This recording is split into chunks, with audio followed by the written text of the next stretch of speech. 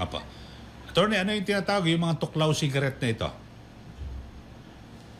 Yan naman yung nababanggit ko na tuklaw cigarette saka yung mga napapanood natin sa Apa. social media na mga nangisay. Particularly dyan sa may Palawan and dito po sa bandang Taguig. Hmm.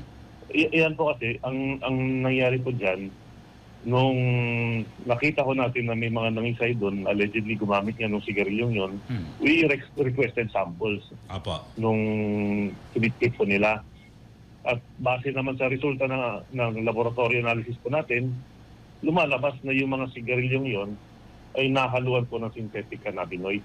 Oh. Yung synthetic cannabinoid po ang nagdulot po ng seizures doon sa mga kabataan na yun.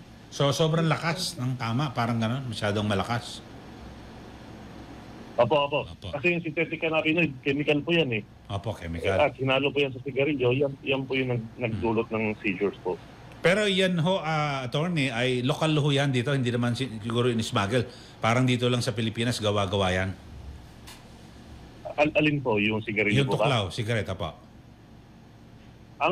Ang sigarilyong tuklaw, hindi ko tayo nagmamanufacture niyan. Gawa yun sa ibang bansa po. So, in-smuggle po yan dito sa atin, na ilusot. Posible ho.